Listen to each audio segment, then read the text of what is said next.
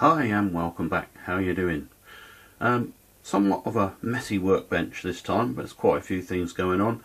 So this is going to be something of an update for you, and also we're going to look at the next project that's coming up. So you will remember perhaps that I got some white metal kits to assemble from Langley, and they say you can use araldite, but I wanted to use low melting point solder, and I've now obtained a 12 volt 30 watt soldering iron. And what I need to do, because the low melting point solder, I've got some here, is from 70 degrees up, is work out how to control the soldering iron to produce the desired temperature. Now to do that, I've got a little variable voltage supply here which can deliver up to 5 amps. Now with that soldering iron and being 30 watts, we're looking at no more than 2 amps, so that's plenty. Now this is a temperature sensor now, which is connected to the tip of the soldering iron, and we're just going to turn this up to a voltage, and we've gone for 5.4 volts. I don't know if you can see the display there, and you should start to see the soldering iron's temperature go up. So as you can see, the temperature of the soldering iron has indeed gone up, and 5.4 would seem to be too much, so I've just turned down to 4.5, and we'll see what happens. Hopefully it'll stop rising, although you do need a little bit of overhead, because when you put the tip to the white metal it's going to cool it down. So I've gone down to 4.21 volts, and that seems to be about the right sort of temperature. It's 10 degrees above what we need roughly, so let's go ahead and see if it now melts the solder.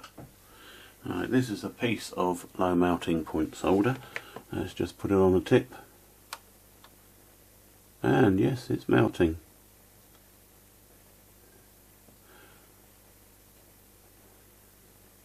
That's good. Alright, we have here a couple of bits of scrap white metal from Dad's bits and bobs drawer, and we have here some Car's red label flux, which apparently is for white metal. Now it doesn't look particularly healthy, this, but we're going to try it. If I can get some on the cocktail stick out. Flux cleans and helps solder to run. So you just put it to wear the joint, and let's see if I can do this on camera. Normally you'd want to hold things still and that. Let's see if I can attach these two bits using... Oh, there we go. I actually had to turn the the voltage up to 5.4 because it didn't seem warm enough otherwise, so obviously it was losing too much, but there we are. We have soldered those two pieces together, and it's not too untidy, not the best joint, but it's a couple of scrap bits that weren't clean.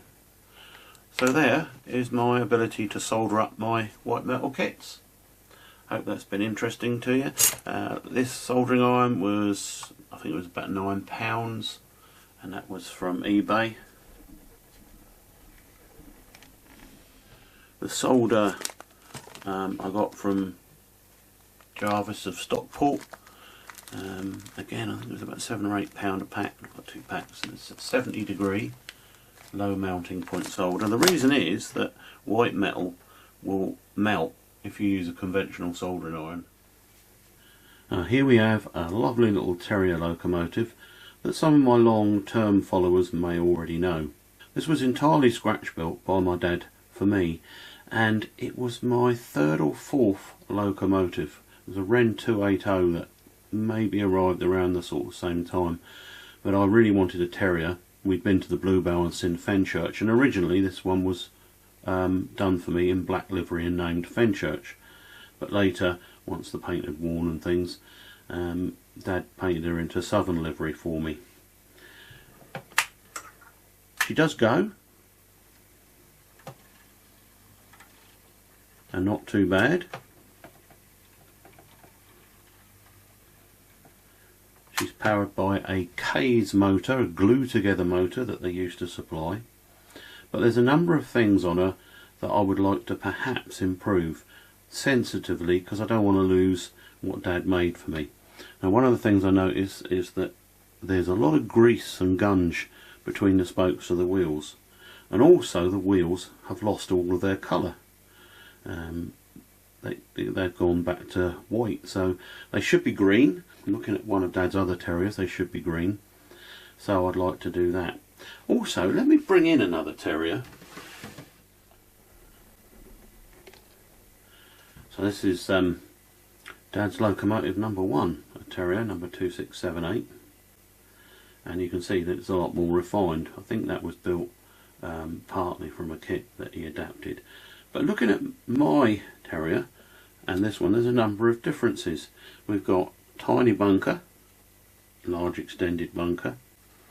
We've got the sandbox fillers on the splashers, whereas they're small splashers here and ahead of it there. So I'm kind of thinking that this could have been the A1 and this is the A1X. So the experts out there will need to give me a tip and let me know if that is the case.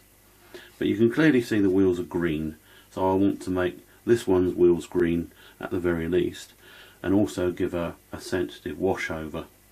But I don't want to lose any of the details that is fitted. So tips on that please. Otherwise I think it's going to be a little bit of fairy liquid in filtered water and a soft toothbrush. We'll take her apart and look at the mechanism in the next part of the video, so that you can see how it all went together, and that will make cleaning and painting easier for me. Now, green should this be? Is there a current green in the Humbrol range or that I should use for her wheels? Someone let me know that, that would be fantastic. But there we go, 2 Terriers for the price of 1. Off they go. Right, we have the Terrier in the cradle, and the first thing to note is a massive amount of wear on the wheels. There's a little bit in the bearings as well, as you can see, particularly the drive axle. So a bit of slop. Bit of a worry that. Anyway, to get her open, I think it's undo this nut here.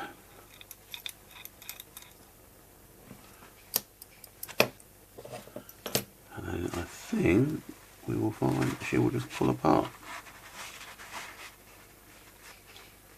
There we go. There's the body. And there is the mechanism and the K's motor I was telling you about. They're actually aerodated together. That's the way they were.